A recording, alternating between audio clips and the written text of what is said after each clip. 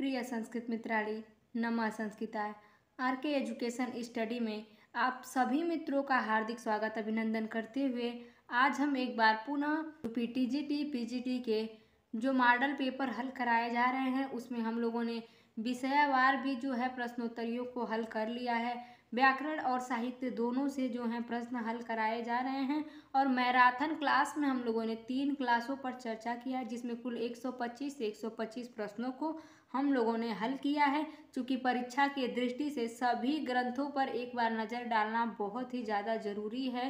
तो देखिए आज हम लोग मैराथन क्लास के चौथे भाग को हल करेंगे जिसमें साहित्यिक और व्याकरण दोनों से जुड़े जितने भी महत्वपूर्ण और संभावित प्रश्न हैं सभी प्रश्नों को रखा गया है। और यह हमारे जितने भी भाई बहन हैं टीजीटी के पीजीटी के और एमपी वर्ग 2 है बीपीएससी 4.0 वाला उसके लिए भी यह जो महत्वपूर्ण प्रश्नोत्तरियां हैं। तो देखिए आज हम लोग जो है कि इसके भाग 4 को हल करेंगे। देर न करते हुए हम अपने क्लास को शुरू करते हैं कि हमारे प्रश्न क्या कह रहे हैं। और यदि आप चैनल पर नए हैं तो चैनल को सब्सक्राइब कर लीजिएगा। वीडियो अच्छी लगे तो लाइक और कमेंट जरूर कीजिएगा क्योंकि आपके कमेंट के माध्यम से ही जितनी भी आप लोगों की डिमांड होती है कि हाँ ये वीडियो चाहिए वो वीडियो चाहिए तो आप लोगों के कमेंट के आधार से ही हमें ये मतलब जानकारियाँ मिलती हैं कि हमें कौन सी वीडियो की ज़रूरत है और कौन सी वीडियो आप तक भेजनी है।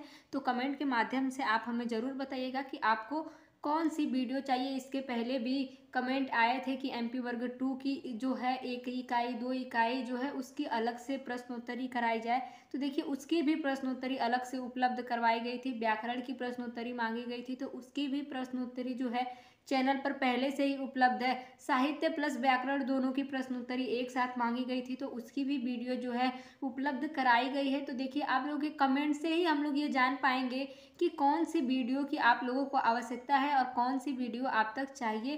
तो इसमें आप हमारी सहायता कीजिएगा। कमेंट के माध्यम से आप हमें बताइएगा कि आपको कौन सी वीडियो चाहिए और हम आपकी सहायता करेंगे आप तक वो वीडियो पहुंचाकर, जिससे आप भी कुछ सीख पाएंगे और हम भी कुछ सीख पाएंगे। सीखने सिखाने के इस सिलसिले में आज हम अपने मैराथन क्लास भाग 4 पर चर्चा करेंगे। तो चलिए देखते हैं अपने प्रश्नों को कि प्रश्न हमारे क्या कह रहे हैं। तो देखिए अब हम देखते हैं प्रश्न नंबर 1 को। कह रहा है कि इसमें कुटन्नियों का वर्णन है। विकल्प हमारा पहला दिया है कि मृच्छकटिकम में, दूसरा दिया है कादम्बरी में, तीसरा दिया है 10 कुमार चरितम में और चौथा दिया है कि रत्नावली में। तो देखिए सबसे पहले हम बात करेंगे कि कुटन्नियाँ जो दिया है कि कुटन्नियों यानी कुटन्नियाँ होता क्या है। देखिए कुटन्नियाँ यानी जो वेश्याओं को कामुक से धन ऐंठने की शिक्षा देती हैं तो उन्हें ही हम कुटन्नियाँ कहते हैं। और देखिए ये कुटन्नियों का वर्णन जो है वो हमारा जो ये ग्रंथ है 10 कुमार चरितम, तो कुटन्नियों का वर्णन जो है वो 10 कुमार चरितम में मिला है। और 10 कुमार चरितम जो है महाकवि दंडी जी की रचना है, आप लोग विदित ही होंगे इससे। और 10 कुमार चरितम उच्छ्वासों में विभक्त है जिसमें कुल 8 उच्छ्वास हैं।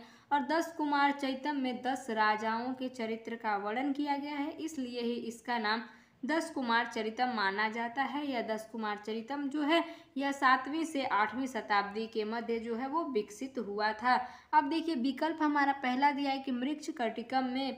तो देखिए मृच्छकटिकम जो है यह शूद्रक की एकमात्र कृति है, यानी कि जो शूद्रक हैं कवि जी इनकी एक ही रचना है मृच्छकटिकम जिसमें कुल 10 अंक हैं। और इसमें जो होता है कि निर्धन एक ब्राह्मण होता है चारुदत्त और उसका जो है वसंत सेना नामक एक धनी वेश्या होती है, उससे ही उसके प्रेम प्रसंग का जो है वो वर्णन मिलता है। और मृच्छकटिकम भास जी का जो नाटक है चारुदत्त, उस नाटक पर आधारित जो है शूद्रक ने अपने अपूर्ण चारुदत्त को पूर्ण बनाकर मृच्छकटिकम के रूप में प्रस्तुत किया है, ऐसा माना जाता है। और इसमें भी जो है 10 अंक हैं जिसमें पहला अंक है मृच्छकटिकम में, प्रथम अंक में है अलंकार न्यास, द्वितीय अंक में है कि दुत्कर संवाहक, तृतीय अंक में है संधि विच्छेद, चतुर्थ अंक जो है उसमें है मदनिका सार्वलिका और पंचम में है दुर्दिन, षष्ठम में है प्रवहण विप्रय और सप्तम में है कि आर्य का अपहरण और अष्टम अंक में है कि वसंत सेना मर्दन, नवम में है व्यवहार और दसम में है संहार। देखिए नायक इसके जो हैं चारुदत्त हैं और नायिका जो है वो बसंत सेना है। अब देखिए हम बात करें ऑप्शन हमारा बी दिया है कि कादम्बरी में। तो देखिए कादम्बरी जो है यह हमारे कवि जो है बाणभट्ट जी की रचना है और विधा इसके जो है वो कथा काव्य है। उपजीव इसका गुणाढ़ की बृहद कथा से माना जाता है। कादम्बरी 2 भागों में निबद्ध है, पूर्व भाग और उत्तर भाग। और इसमें से जो है सुकनासो उपदेश जो है कि हमारे टीजीटी में लगा हुआ है, यह मोस्ट इम्पॉर्टेंट आप इसको कह लीजिए। और सुकनास उपदेश जो है वो पूर्व भाग का ही हिस्सा है और पूर्व भाग जो है वो बाणभट्ट द्वारा रचित है और उत्तर भाग जो है उनके पुत्र पुलिन भट्ट या भूषल भट्ट द्वारा रचित है।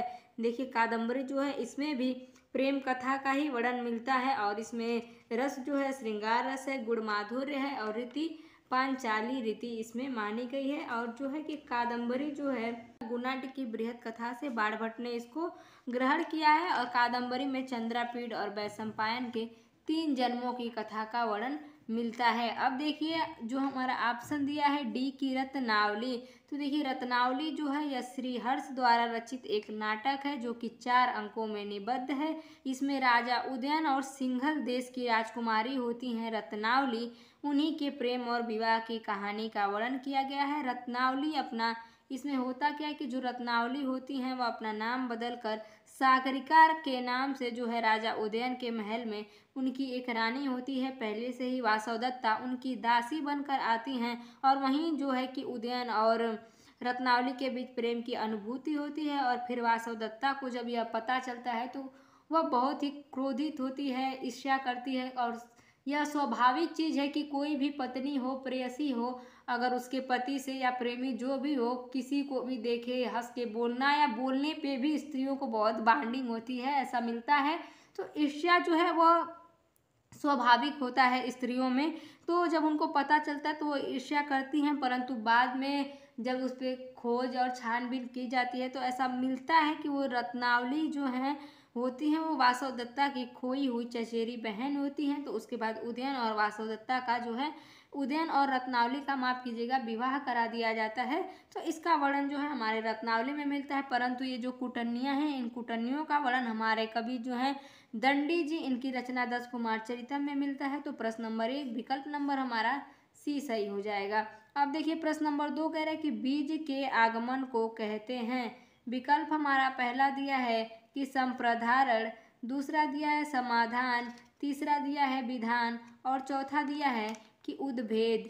तो देखिए बीज के आगमन को कहते हैं तो विकल्प हमारा जो है वो बी सही हो जाएगा कि बीज के आगमन को जो है वो समाधान कहते हैं। और यह बीज शब्द जो है ये हमारे नाट्य शास्त्र से जो है वो जुड़ा हुआ है। इसमें नाटक की शुरुआत, घटना, समस्या, समाधान यही बीज के नाम से जो है वो जाना जाता है, उसके अंतर्गत आता है। तो प्रश्न नंबर 2 में विकल्प नंबर हमारा बी सही हो जाएगा। अब देखिए प्रश्न नंबर 3 पूछ रहा है कि नाट्य शास्त्र में अर्थ प्रकृतियां हैं। अब विकल्प हमारा देखिए तो विकल्प दिया है पहला कि 3 है, दूसरा दिया है कि 4 हैं, तीसरा दिया है 15 हैं और चौथा ऑप्शन हमारा जो डी है वो दिया है कि 5 है। तो देखिए नाट्य शास्त्र में जो अर्थ प्रकृतियां होती हैं वह 5 होती हैं। पहला बीज होता है, दूसरा बिंदु होता है और तीसरा जो होता है वह पताका होता है, चौथा प्रकरण और पांचवा होता है कार्य। अब बीज में क्या होता है कि नाटक की शुरुआत, मुख्य घटना या समस्या का जो है वर्णन जो होता है वो बीज के अंतर्गत आता है। बिंदु होता है तो नाटक में अचानक किसी घटना या मोड़ का आना जो होता है वह बिंदु के अंतर्गत आता है। पताका यानी कि नाटक का जो मुख्य कथन होता है वह इसके अंतर्गत आता है। चौथा है कि प्रकरण, तो नाटक का एक छोटा रूपक या जो उपकथन होता है, कथनाक, यह जो है प्रकरण के अंतर्गत आता है। और कार्य जो 5वां है वह नाटक का अंत या जो परिणाम होता है वह कार्य के अंतर्गत आता है। तो इस प्रकार से हमारे नाट्य शास्त्र में 5 अर्थ प्रकृतियां होती हैं, बीज, बिंदु, पताका, प्रकरण और कार्य। इसे आप लोग याद कर लीजिएगा। प्रश्न नंबर 3 में हम देखेंगे तो विकल्प नंबर जो है वो हमारा डी ऑप्शन सही हो जाएगा कि 5 जो हैं वो नाटक की अर्थ प्रकृतियां होती हैं। अब देखिए प्रश्न नंबर 4 कह रहा है कि इसका साक्षात्कार सहृदय करते हैं। विकल्प हमारा पहला दिया है कि अलंकार का, दूसरा दिया है रीति का, तीसरा दिया है रस का और चौथा दिया है वक्रोक्ति का। तो देखिए प्रश्न नंबर 4 में हम देखेंगे तो जो हमारा ऑप्शन नंबर सी दिया है कि रस का, तो रस का साक्षात्कार सहृदय किया जाता है। तो प्रश्न नंबर 4 में विकल्प नंबर हमारा सी सही हो जाएगा। अब देखिए प्रश्न नंबर 5 कह रहा है कि काव्य की नैसर्गिक शक्ति है। विकल्प हमारा पहला दिया है कि व्यंजना, दूसरा दिया है अभिधा, तीसरा दिया है प्रतिभा और चौथा दिया है ध्वनि। तो देखिए जो व्यंजना, अभिधा, परिधा ये क्या क्या है, प्रतिभा।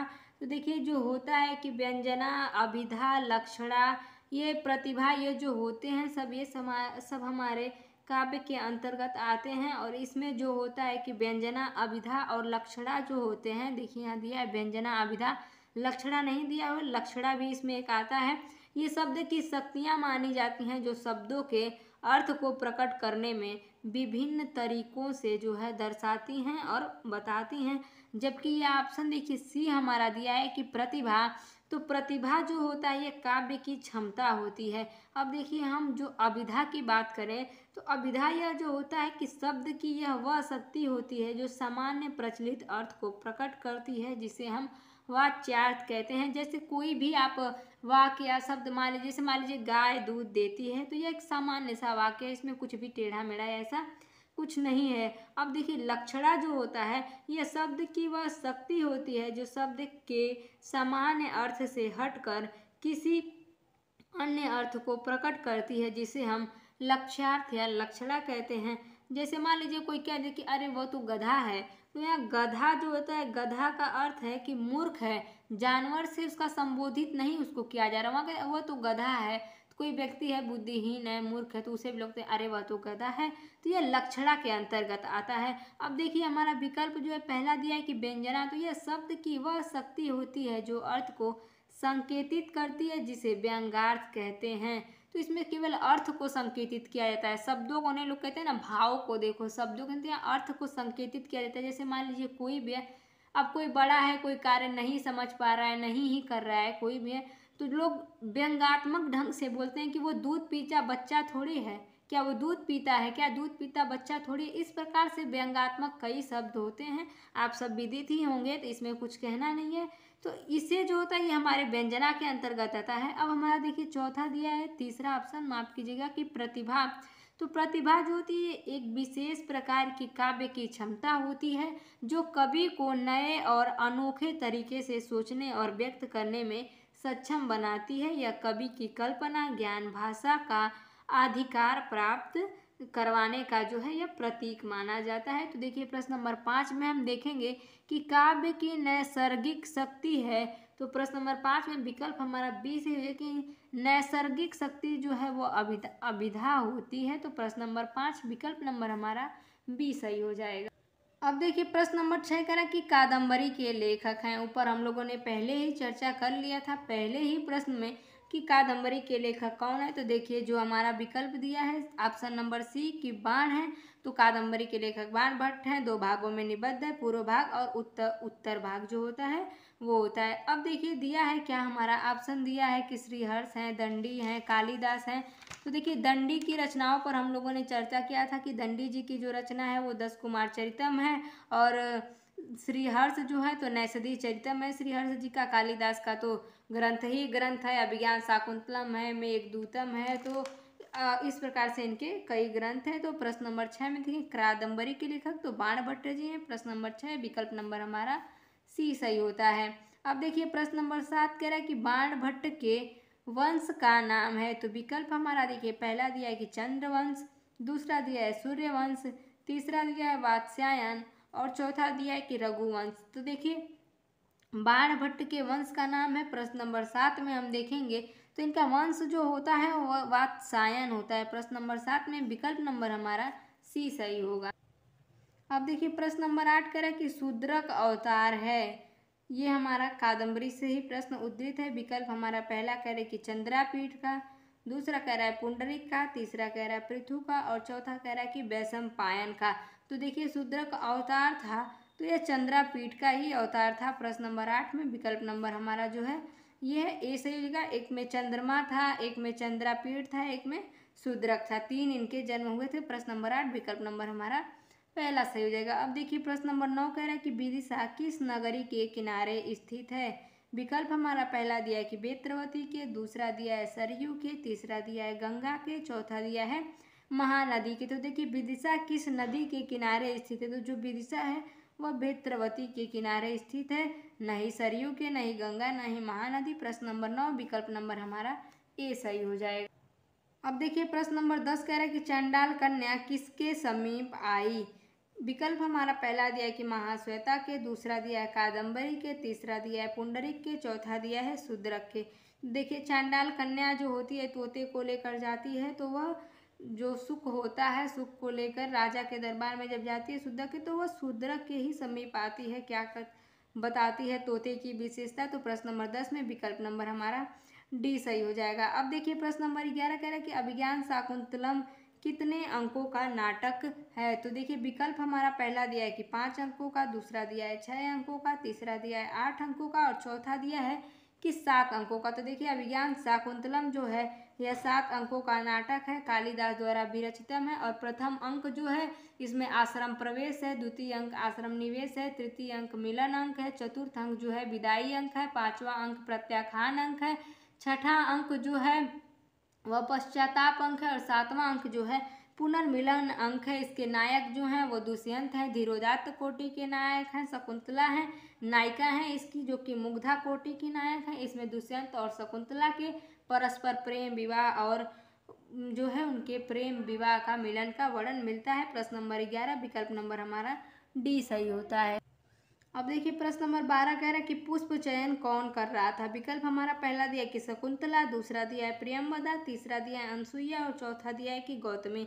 देखिए पुष्प चयन जो कर रही थी वह अनसुईया कर रही थी। अनसुईया और जो देखिए प्रियंवदा है शकुंतला की प्रिय सखिया थी और यह दोनों जाती हैं पुष्प चुनने के लिए, जिसमें से अनसुईया पुष्प चयन करती थी। प्रश्न नंबर 12 विकल्प नंबर हमारा सी सही होता है।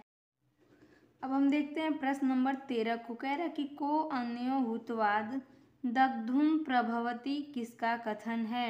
देखिए विकल्प हमारा पहला दे दिया है कि कर्ण, दूसरा दिया है प्रियंवदा, तीसरा दिया है अनसुईया और चौथा ऑप्शन दिया है प्रिंटेड। देखिए यहाँ जो है वो अच्छे से प्रिंट नहीं हुआ है, तो जो भी हो देखिए इसमें ये हमारा जो प्रश्न कह रहा है कि को अन्योहुतवाद दग्धुम प्रभवती, यानी कि अग्नि के अतिरिक्त और कौन जला सकता है। यह वाक्य जो हमारा है यह विज्ञान शाकुंतलम नाटक में जो है अनसुईया द्वारा कहा गया है। जब दुर्वासा शकुंतला को श्राप देते हैं और ऋषि दुर्वासा के श्राप से जो है प्रियंवदा जो है सुनकर घबरा जाती हैं, तब अनसुईया उसे शांत करने के लिए यह वाक्य जो है बोलती है कि को अन्योहुतवाद दुग्धम प्रभवती, अर्थात अग्नि के अलावा और कौन जला सकता है। तो प्रश्न नंबर 13 में हम देखेंगे तो पूछ रहा है कि यह किसका कथन है, तो अनसुईया का कथन है। प्रश्न नंबर 13 विकल्प नंबर हमारा सी सही होता है। अब देखिए प्रश्न नंबर 14 कह रहा है कि दुर्वासा ऋषि किस प्रकृति के थे।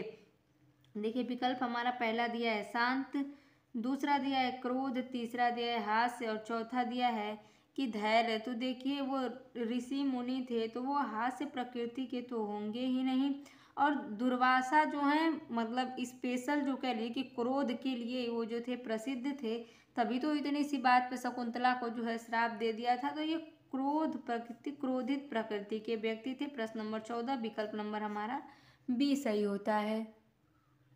अब देखिए प्रश्न नंबर 15 कह रहा है कि शकुंतला किसके शाप से ग्रसित हुई। ऊपर जो हम लोगों ने चर्चा किया ही था कि दुर्वासा ने जो है वो आए और शकुंतला जो है दुष्यंत के ख्यालों में खोई हुई थी। उन्होंने ध्यान नहीं दिया कि दुर्वासा ऋषि जो है वो आए हैं और इसी बात से जो है उनको अपमानित ऐसा लगा कि जैसे उनका अनादर हुआ है, तो भी वो श्राप देते हैं कि जिसके ख्यालों में तुम खोई हुई हो, अन्यथा मेरा मतलब जो है ध्यान नहीं दी हो, अंततः वह तुम्हें है जो भूल जाएगा। तो शकुंतला को जो है दुर्वासा ऋषि ने श्राप दिया था और उन्हीं के श्राप से जो है शकुंतला ग्रसित थी। तो प्रश्न नंबर 15 में हम देखेंगे तो विकल्प नंबर जो है वो हमारा डी सही हो जाएगा। दुष्यंत जो है तो दुष्यंत के ख्यालों में तो खोई थी तो ये श्राप देंगे नहीं। कर्ण इनके पिता थे तो देंगे नहीं। विश्वामित्र का यहाँ इसमें श्राप में जो है वर्णन नहीं मिलता है। दुष्यंत दुर्वासा जो थे इन्हीं का वर्णन मिलता है। प्रश्न नंबर 15 विकल्प नंबर हमारा डी सही होता है।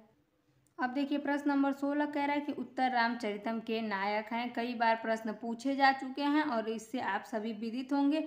देखिए विकल्प हमारा पहला दिया कि राम, दूसरा दिया चंद्रकेतु, तीसरा दिया है लव और चौथा ऑप्शन दिया है कि लक्ष्मण। तो उत्तर रामचरितम के जो नायक हैं वो राम हैं और जो ये नायक हैं तो वो धीरोदात्त कोटि के नायक हैं। और नायिका देखिए इसकी जो है वो सीता हैं जो मुग्धा कोटि की नायिका हैं। चंद्रकेतु हैं तो वो लक्ष्मण के पुत्र होते हैं, लक्ष्मण राम के भाई होते हैं और लव राम का पुत्र होते हैं। तो प्रश्न नंबर 16 विकल्प नंबर हमारा ए सही हो जाएगा। अब देखिए प्रश्न नंबर 17 कह रहा है कि उत्तर रामचरितम के षष्ठ अंक में विमान से कौन उतरता है।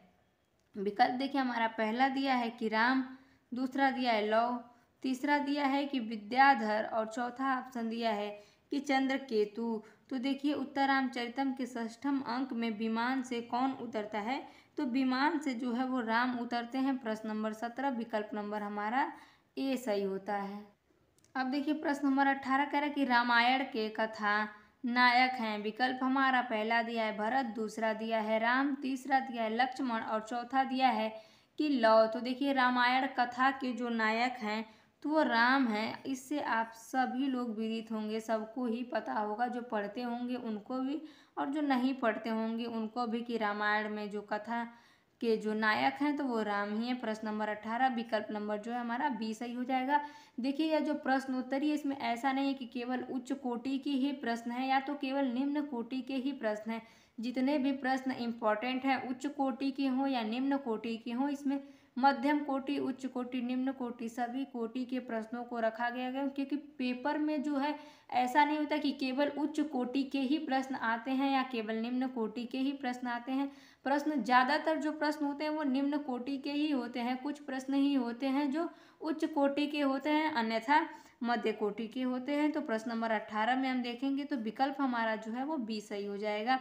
अब देखिए प्रश्न नंबर 19 कह रहा है कि श्री राम ने सीता को कहाँ त्यागा। विकल्प हमारा पहला दिया है कि कण्व ऋषि के आश्रम में, दूसरा दिया है कि वशिष्ठ ऋषि के आश्रम में, तीसरा ऑप्शन दिया है कि वाल्मीकि के आश्रम में और चौथा दिया है कि विश्वामित्र के आश्रम में। तो देखिए श्री राम ने सीता को कहाँ त्यागा था, तो वाल्मीकि आश्रम में त्यागा था। इसमें प्रश्न नंबर 19 में विकल्प जो है वो हमारा सी सही होता है। अब देखिए प्रश्न नंबर 20 कह रहा है कि जनका नाम रघुराम च यत कृतस्नम गोत्र मंगलम कथन है। विकल्प हमारा पहला दिया है कि राम का, दूसरा दिया है लव का, तीसरा दिया है चंद्रकेतु का और चौथा दिया है कि विद्याधर का। तो देखिए प्रश्न नंबर 20 में हम देखेंगे कि जनका नाम रघुराम च यत कृतस्नम गोत्रम मंगलम, यह कथन जो है यह राम का है, न लव का है, न चंद्रकेतु का है, न विद्याधर का है। प्रश्न नंबर 20 में विकल्प हमारा ए सही हो जाएगा। अब देखिए प्रश्न नंबर 21 कह रहा है कि संस्कृत साहित्य में अर्थ गौरव के लिए प्रसिद्ध हैं। विकल्प हमारा पहला दिया है कि माघ, दूसरा दिया है भारवी, तीसरा दिया है श्रीहर्ष और चौथा दिया है कि कुमारदास। तो देखिए अर्थ गौरव के लिए प्रसिद्ध हैं तो हमारे कवि भारवी जी हैं, भारवे अर्थ गौरवम इनकी उपाधि है। तो प्रश्न नंबर 21 में विकल्प नंबर हमारा बी सही हो जाएगा। अब देखिए प्रश्न नंबर 22 कह रहा है कि किरात अर्जुनियम का पात्र नहीं है। विकल्प हमारा पहला इसमें दिया है कि वनेचर, दूसरा दिया युधिष्ठिर, तीसरा दिया है कृष्ण और चौथा दिया है राम। तो देखिए वनेचर का वर्णन जो है वो किरातार्जुनीयम में मिलता ही है, युधिष्ठिर का भी वर्णन है, कृष्ण का भी है, नहीं है तो राम का वर्णन नहीं है। राम का वर्णन उत्तर रामचरितम में मिलता है। तो प्रश्न नंबर 22 जो है इसमें जो गलत है वही सही है कि पात्र नहीं है तो राम नहीं है। तो प्रश्न नंबर 22 में विकल्प नंबर जो है वो हमारा डी सही होता है। अब देखिए प्रश्न नंबर 23 कह रहा है कि वरम विरोधो अपि सम महात्मा भी किस ग्रंथ से उद्धृत है। देखिए विकल्प हमारा जो पहला दिया है कि अभिज्ञान शाकुंतलम से, दूसरा दिया है कादम्बरी से, तीसरा दिया है कि दूत वाक्यम से और चौथा दिया है कि किरात अर्जुनियम से। तो देखिए यह जो श्लोक हमारा दिया है यह हमारे किरात अर्जुनियम से उद्धृत है और किरात अर्जुनियम के प्रथम सर्ग का यह 8वां श्लोक है कि तथापि जिह्वा सभो जिगीत्सया तनोति शुभ्रं गुण संपदायश समुन्यभूतिमनार्य संगमा द्वरम विरोधोऽपि सम्महात्मभिः। तो देखिए इसमें होता क्या है, यह श्लोक जो है यह बताता है, इसमें वनेचर जो है तो वो दुर्योधन के राजपाठ जो होता है उसका उसके बारे में जो जानकारी इकट्ठा करके आता है तो वहाँ युधिष्ठिर को बताता है कि जो दुर्योधन है, इसमें उसको दुर्योधन न करके सुयोधन कहा गया है कि वह आशंका करता हुआ कुटिल स्वभाव वाला जो सुयोधन है, वह आपको जीतने से इच्छा जो है, आपको जीतने की जो इच्छा है उसे गुण संपत्ति के द्वारा जो है निर्मल यश को फैला रहा है।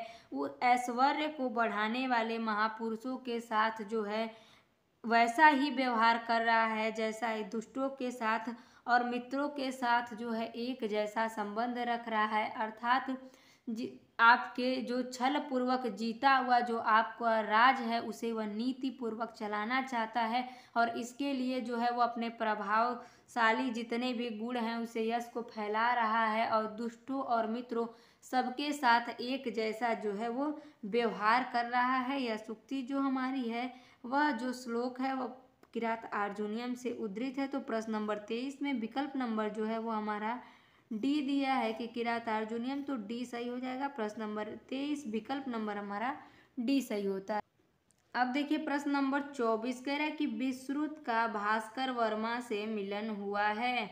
विकल्प हमारा पहला दिया है कि प्रथम उच्छ्वास में, दूसरा दिया है कि तृतीय उच्छ्वास में, तीसरा दिया है सप्तम उच्छ्वास में और चौथा ऑप्शन दिया है कि अष्टम उच्छ्वास में। तो देखिए प्रश्न नंबर 24 में हम देखेंगे कि विश्रुत का भास्कर वर्मा से मिलन हुआ है तो वह अष्टम उच्छ्वास में हुआ है। प्रश्न नंबर 24 में विकल्प नंबर हमारा डी सही होता है।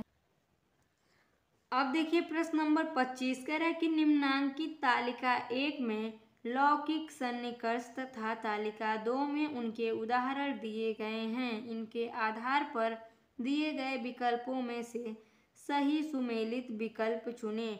यहाँ देखिए हमारा तालिका 1 दे दिया है और यहाँ तालिका 2 दे दिया है। तो देखिए क्या कह रहा है, क नंबर जो दिया है कि क दिया है, कह रहा है कि संयुक्त समवाय। सामने इसके जो तालिका 2 में दे दिया है कि यदा स्त्रोते दृढ़ शब्दों गृहाते। ख दिया है कि संयोगे चक्षुरादिना घटगत रूपादिकम गृहाते और ग दिया है कि विशेषण विशेष्य भाव। और देखिए तालिका 2 में दे दिया है कि यदा चक्षुषा घट विषयम ज्ञानम जन्यते।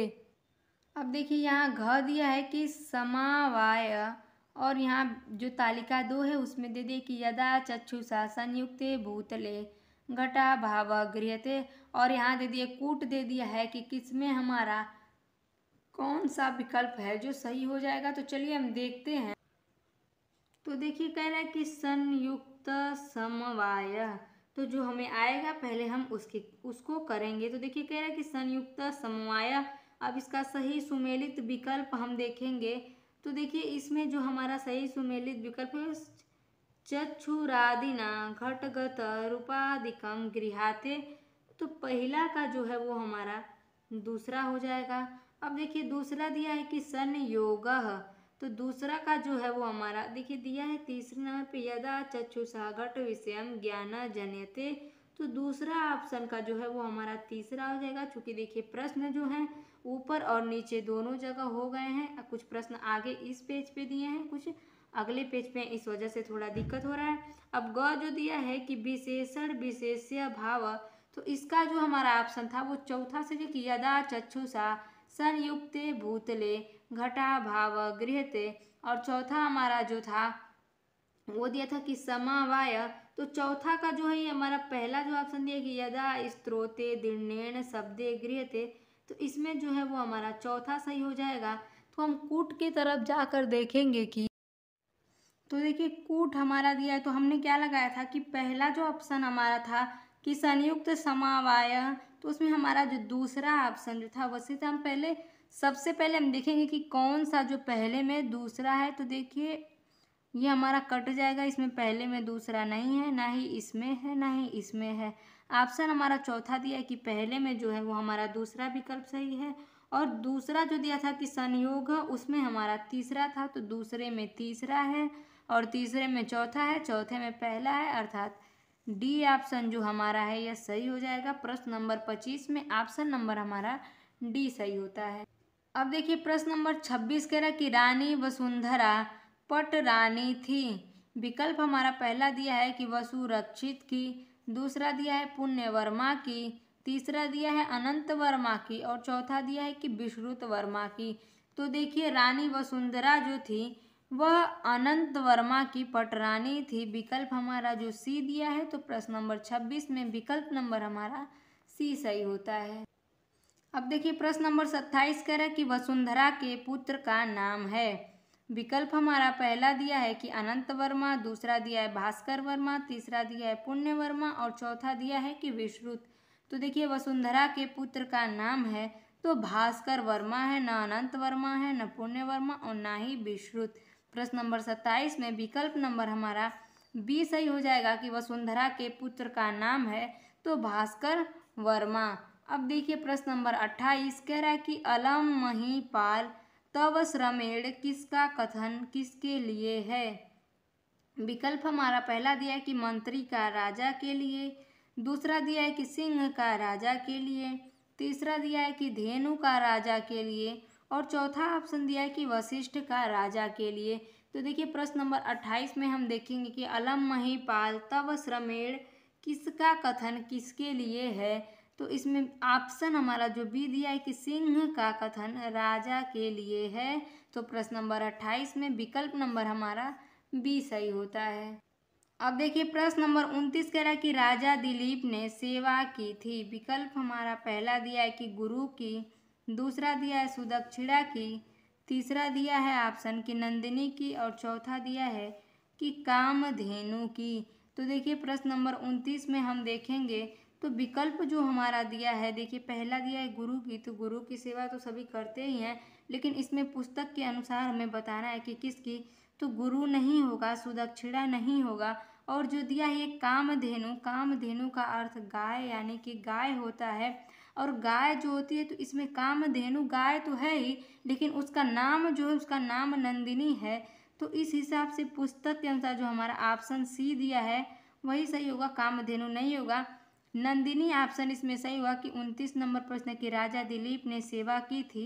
तो राजा दिलीप ने नंदिनी की सेवा की थी और नंदिनी जो थी यह एक गाय थी जो वशिष्ठ ऋषि की जो थी गाय थी और इसकी सेवा जो है राजा दिलीप ने किया था और राजा दिलीप ने इसकी सेवा के लिए जो है अपनी जान जो है वो भी दांव पर लगा दी थी। ऐसा बताया जाता है कि नंदिनी गाय जो है यह वन में चर रही थी और उस समय उस पर एक शेर जो आता है सिंह वह हमला करने जाता है। तब राजा दिलीप जो होते हैं वह सिंह से प्रार्थना करते हैं कि आप नंदिनी को जो है छोड़ दीजिए, उसके बदले मेरे प्राणों को जो है वो ले लीजिए। तो नंदिनी जो गाय होती है या इनके जो गौ सेवा भक्ति होती है उससे प्रसन्न होकर इन्हें पुत्र प्राप्ति का जो है वरदान देती है। उसके बाद इन्हें रघु नामक का जो है वो पुत्र प्राप्त होते हैं और उनके ही वंश से इनके वंश को रघुवंश नाम से जो है वो जाना जाता है। तो प्रश्न नंबर 29 में हम देखेंगे तो विकल्प हमारा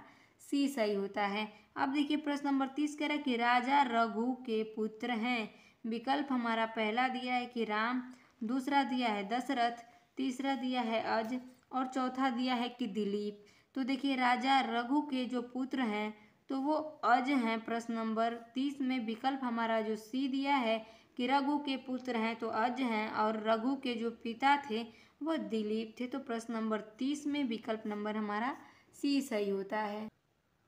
अब हम देखेंगे प्रश्न नंबर 31 कह रहा है कि अज्ञानस्यावरण विवेच नाम कमस्ति, यहाँ दे दिया है डाट डाट डाट, उपर्युक्त पंक्ति में रिक्त स्थान की पूर्ति के लिए शुद्ध विकल्प है। देखिए विकल्प हमारा दिया है कि शक्ति, दूसरा विकल्प दिया है शक्ति त्रयम, तीसरा दिया है शक्ति पंच और चौथा दिया है शक्ति द्वयम।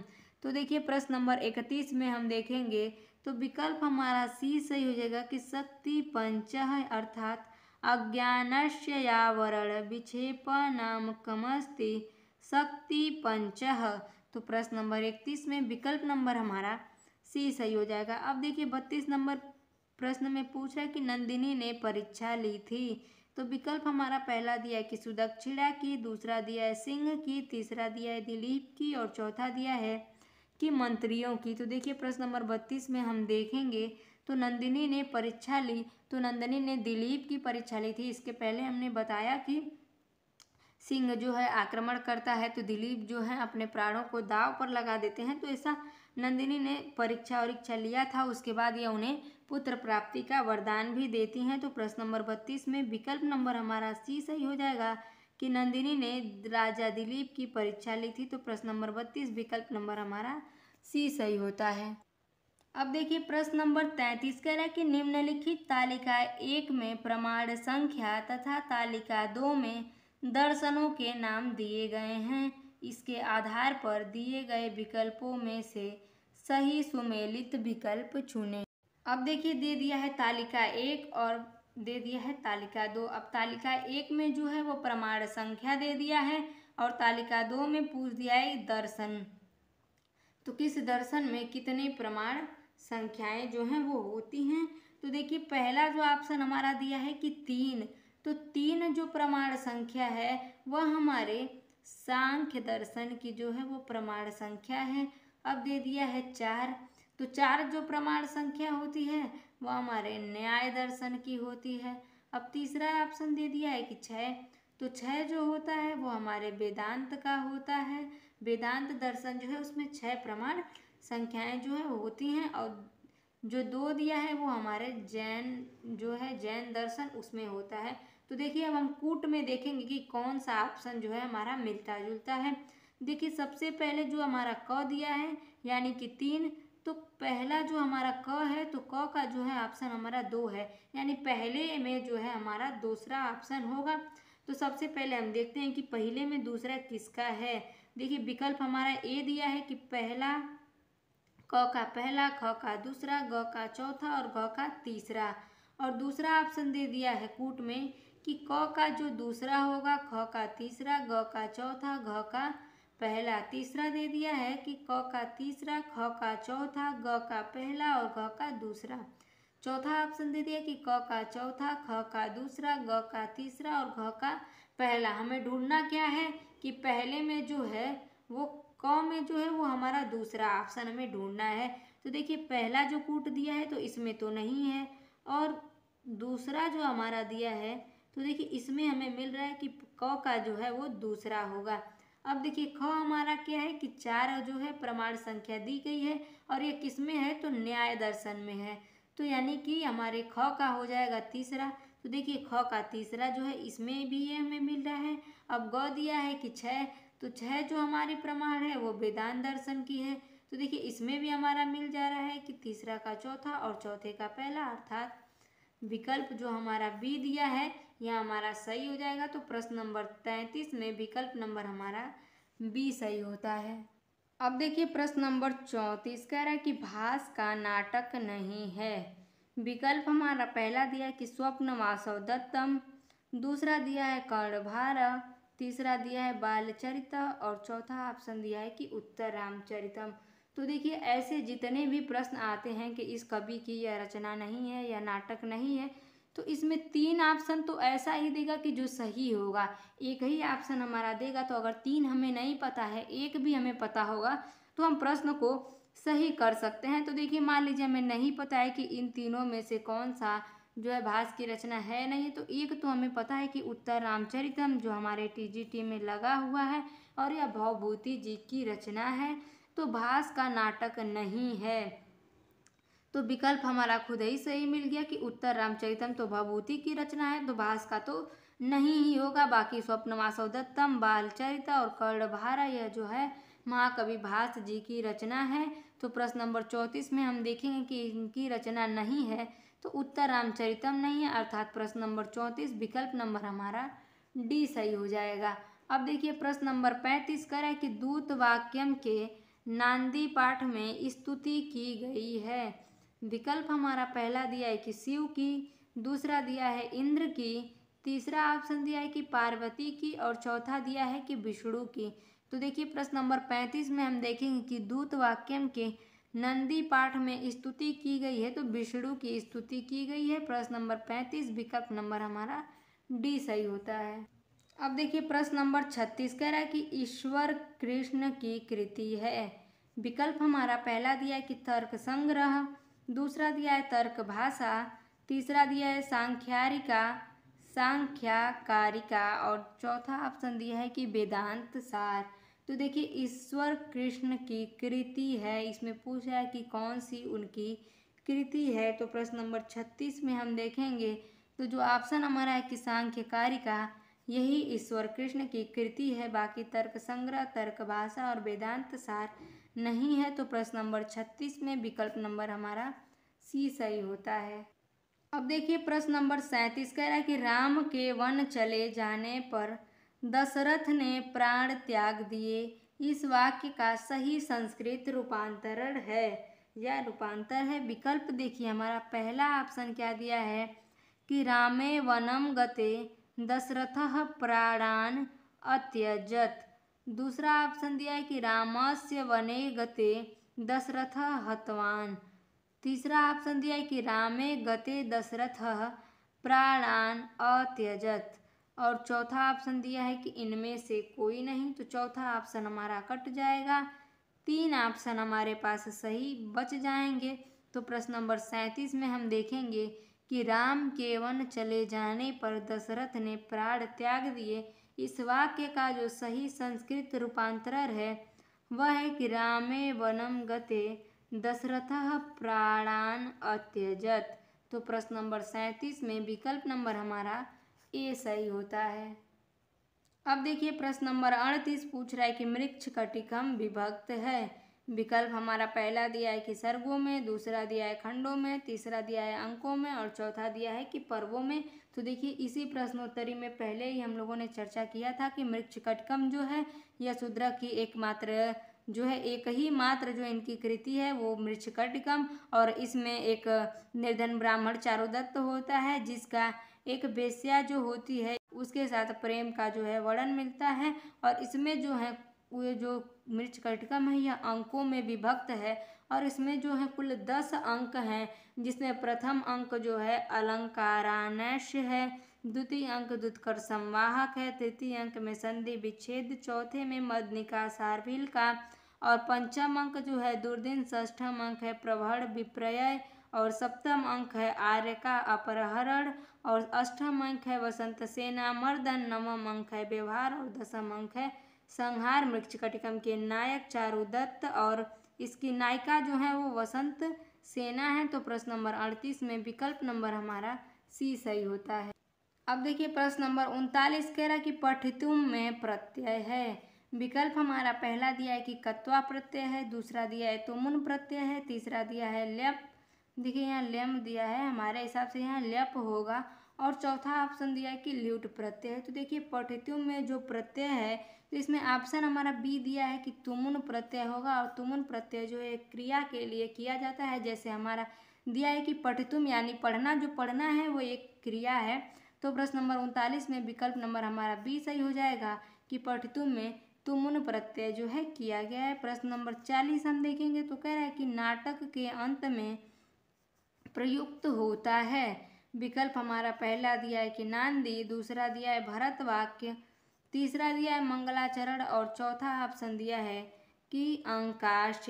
तो देखिए नाटक के अंत में जो प्रयुक्त होता है वह होता है भरत वाक्य या भरत वाक्यम, और जो यह नाटक जो होता है भरत वाक्य या नाटक के अंत में पद्य में निबद्ध एक वाक्य होता है जिसमें मंगल कामना की जाती है। ऐसा बताया जाता है कि हमारे संस्कृत साहित्य में नाट्य शास्त्र के प्रणेता जो थे भरत मुनि की स्मृति में एक आशीर्वादात्मक श्लोक या पद्य बोला जाता है जिसे हम भरत वाक्य कहते हैं।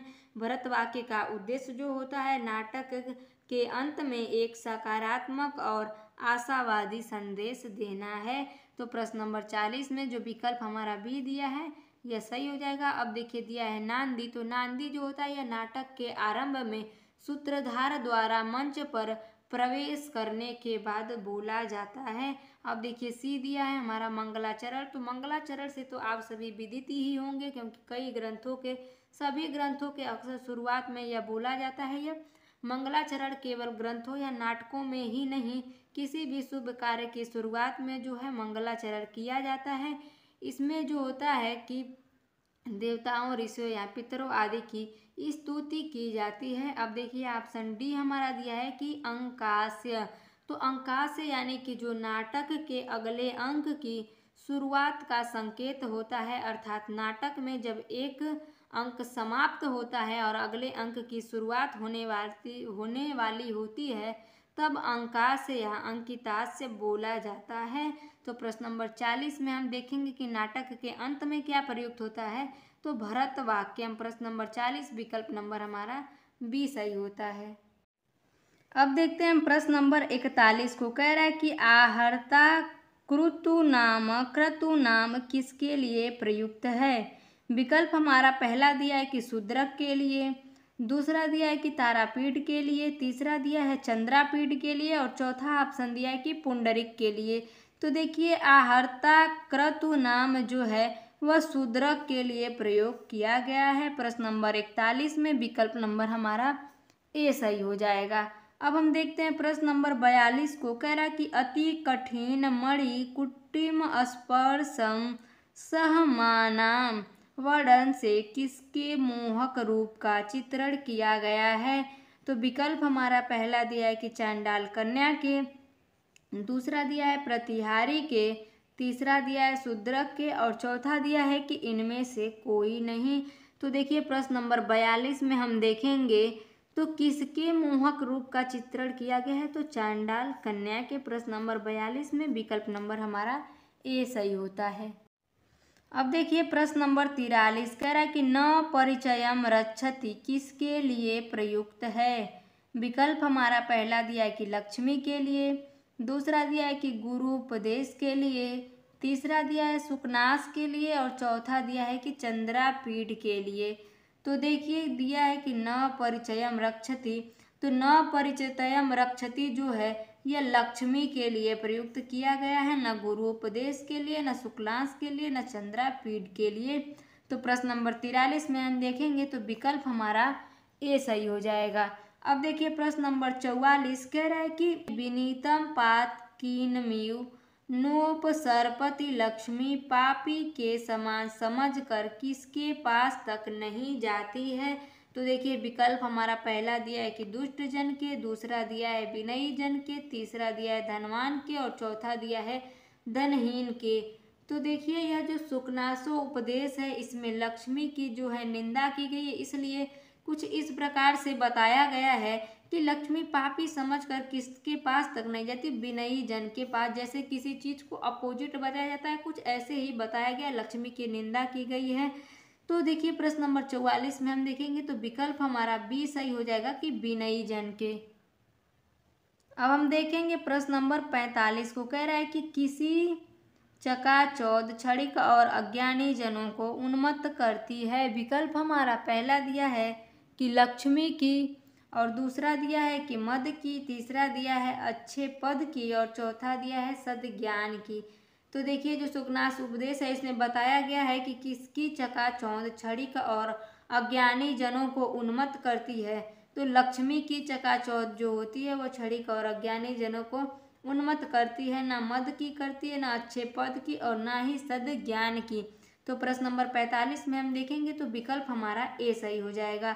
अब देखिए प्रश्न नंबर 46 कह रहा है कि सज्जनता की बद्यशाला है। विकल्प हमारा पहला दिया है कि लक्ष्मी, दूसरा दिया है विद्या, तीसरा दिया है मद और चौथा दिया है कि शिक्षा। तो देखिए प्रश्न नंबर 46 में हम देखेंगे कि सज्जनता की बद्यशाला है तो वो लक्ष्मी को बताया गया है। प्रश्न नंबर 46 विकल्प हमारा ए सही होता है। देखिए प्रश्न नंबर 47 कह रहा है कि लक्ष्मी के लिए कौन सा विश्लेषण सर्वथा अनुकूल तथा उचित है। तो विकल्प हमारा जो पहला दिया है कि परिचित, दूसरा दिया है अपरिचित, तीसरा दिया है हितैषणी और चौथा ऑप्शन दिया है कि इनमें से कोई नहीं। तो देखिए इनमें से कोई नहीं वाला ऑप्शन हमारा कट जाएगा, तीन ऑप्शन हमारे पास बच जाएंगे। तो पूछ रहा है कि लक्ष्मी के लिए कौन सा विश्लेषण सर्वथा अनुकूल तथा उचित है। तो प्रश्न नंबर 47 में हम देखेंगे कि तो बी ऑप्शन हमारा सही हो जाएगा कि अपरिचित जो विश्लेषण है यह सर्वथा अनुकूल तथा उचित होता है लक्ष्मी के लिए। प्रश्न नंबर 47 में विकल्प नंबर हमारा बी सही होता है। अब देखिए प्रश्न नंबर 48 कह रहा है कि चंद्रापीठ का राज्याभिषेक करने की इच्छा किसे हुई। विकल्प हमारा पहला दिया है कि सुकनास को, दूसरा दिया है कि तारापीठ को, तीसरा दिया है कादम्बरी को और चौथा दिया है कि वैशंपायन को। तो देखिए चंद्रापीठ के राजा अभिषेक करने की जो इच्छा होती है वह तारापीठ को होती है और तारापीठ जो चंद्रापीठ के पिता होते हैं। तो प्रश्न नंबर 48 में विकल्प हमारा बी सही होता है। अब देखिए प्रश्न नंबर 49 कह रहा है कि अपनिता भरश्च दिवस कर इव सूक्ति में किसका वर्णन है। विकल्प हमारा पहला दिया है कि राजा शूद्रक की व्यायामशाला की, दूसरा दिया है कि शूद्रक के राज दरबार की, तीसरा दिया है कि चंद्रापीठ के विवाह की और चौथा दिया है कि जावाली अधर्म की, यानी यहाँ हो सकता है आश्रम हो, जावाली आश्रम की। तो देखिए अपनिता भरश्च दिवस कर इव सूक्ति में किसका वर्णन है। तो इस सूक्ति में राजा शूद्रक के व्यायामशाला का जो है वो वर्णन मिलता है। प्रश्न नंबर 49 में हम देखेंगे तो विकल्प हमारा ए सही होता है। प्रश्न नंबर 50 को कह रहा है कि वीर शिवाजी पूना नगर के समीप किस गढ़ में सेना सहित रुके हुए थे। विकल्प देखिए हमारा पहला दिया है कि सिंहगढ़ में, दूसरा दिया है कि अपूगढ़ में, तीसरा दिया है राजगढ़ में और चौथा दिया है कि इनमें से कोई नहीं। तो वीर शिवाजी पूना नगर के समीप किस गढ़ में सेना सहित रुके हुए थे। तो सिंहगढ़ में सेना सहित रुके हुए थे। प्रश्न नंबर 50 विकल्प नंबर हमारा ए सही होता है। अब देखिए प्रश्न नंबर 51 कह रहा है कि बाड़स्तु पंचानन कथन किसके लिए प्रसिद्ध है। विकल्प हमारा पहला दिया है कि अंबिका दत्त व्यास के लिए, दूसरा दिया है बाण के लिए, तीसरा दिया है भवभूति के लिए और चौथा दिया है कि भारवी के लिए। तो देखिए सामने ही हमारा बाण दे दिया है तो कुछ कहना है नहीं, बाड़स्तु पंचानन बाण जी के लिए कहा गया है। प्रश्न नंबर 51 विकल्प नंबर हमारा बी सही होता है। अब देखिए प्रश्न नंबर 52 कह रहा है कि तस्मिन पर्वते आसीदेको महान कंदरः वाक्य उद्धृत है। विकल्प हमारा पहला दिया है कि सुकनासो उपदेश से, दूसरा दिया है शिवराज विजय से, तीसरा दिया है मेघदूत से और चौथा दिया है कि उत्तरामचरितम से। तो देखिए तस्मिन पर्वते आसादिको महान कंदरः वाक्य उद्धृत है। तो प्रश्न नंबर 52 में हम देखेंगे तो विकल्प हमारा 2 सही हो जाएगा कि यह शिवराज विजयम से उद्धृत है। प्रश्न नंबर 52 विकल्प नंबर हमारा 2 सही होता है। अब देखिए प्रश्न नंबर 53 कह रहा है कि महात्मना क्वाधुना विक्रम राज्यम प्रस्तुतः वाक्य उद्धृत है। विकल्प ए शिवराज विजय से, बी की हर्षचरितम से, सी दिया है कि सुकनासो उपदेश से और डी दिया है उत्तरामचरितम से। तो प्रश्न नंबर 53 में विकल्प हमारा पहला ही सही हो जाएगा कि यह वाक्य जो है शिवराज विजयम से उद्धृत है। प्रश्न नंबर 53 विकल्प हमारा ए सही होता है। अब देखिए प्रश्न नंबर 54 पूछ रहा है कि शिवराज विजय का पात्र है। देखिए लगातार जो है कई प्रश्न शिवराज विजय से पूछे जा चुके हैं। तो विकल्प हमारा कह रहा है कि राम, बी कह रहा है लक्ष्मण, सी कह रहा है भीम और डी कह रहा है महमूद। तो देखिए शिवराज विजय जो है इसमें राम, लक्ष्मण और भीम नहीं होते हैं। यह महमूद जो है यह शिवराज विजय का पात्र है। और शिवराज विजय जो है देखिए यह प्रथम ऐतिहासिक उपन्यास माना जाता है जो कि अंबिका दत्त व्यास जी की रचना है। विधा इसका उपन्यास है और यह शिवराज विजयम 3 विराम और 12 निःश्वासों में विभक्त है। प्रधान रस जो है इसका वीर रस है। इसके नायक जो हैं वह शिवाजी हैं और इसमें शिवाजी के जीवन चरित्र का वर्णन मिलता है। और देखिए शिवराज विजयम जो है 1870 ईस्वी में लिखा गया था, परंतु प्रकाशित ये 1901 ईस्वी में काशी से हुआ था। अब देखिए पात्रों की इसमें हम बात करेंगे तो शिवराज विजय जो है इसमें जो पात्र हैं तो उसमें प्रमुख पात्रों में जो है उसमें शिवाजी तो हैं ही, गौर सिंह आता है, श्याम सिंह है, ब्रह्मचारी गुरु हैं, योगीराज है, सवर्णी कन्या है और ये जो ऑप्शन में भी हमारा दिया है कि महमूद है, यमन युवक है, औरंगजेब है। इस तरह से करके शिवराज विजयम के जो हैं पात्र उद्धृत हैं। तो प्रश्न नंबर 54 में हम देखेंगे तो विकल्प हमारा जो है वो डी सही होता है। अब देखिए प्रश्न नंबर 55 कह रहा है कि महाराष्ट्र केसरी किसे कहा गया है। विकल्प हमारा पहला दिया है कि यवन को, दूसरा दिया है औरंगजेब को, तीसरा ऑप्शन दिया है शिवाजी को और चौथा दिया है योगीराज को। तो देखिए महाराष्ट्र केसरी यवन और औरंगजेबों को तो कहा नहीं जाएगा। योगी राज को नहीं कहा गया। प्रश्न नंबर 55 में विकल्प हमारा सी सही है कि महाराष्ट्र केसरी जो है वह शिवाजी को कहा गया है और शिवराज विजय में इन्हीं महाराष्ट्र केसरी शिवाजी के चरित्र का कुशलता पूर्वक वर्णन किया गया है। प्रश्न नंबर 55 विकल्प हमारा सी सही होता है। अब देखिए 56 नंबर प्रश्न कह रहा है कि ब्रह्मचारी के गुरु थे। विकल्प हमारा पहला दिया है कि योगीराज, दूसरा दिया है मुनि, तीसरा दिया है शिवाजी और चौथा दिया है श्याम सिंह। तो देखिए ब्रह्मचारी के गुरु नहीं, यहाँ शायद पूछ सकता था कि ब्रह्मचारी गुरु थे, तो ब्रह्मचारी गुरु जो थे वो मुनि थे। प्रश्न नंबर 56 में विकल्प हमारा बी सही होता है। अब देखते हैं हम प्रश्न नंबर 57 को। कह रहा है कि विलक्षणो अयम भगवान सकल कला कलाप कलनः सकल काननः करालः कालः सुक्ति के वक्ता हैं।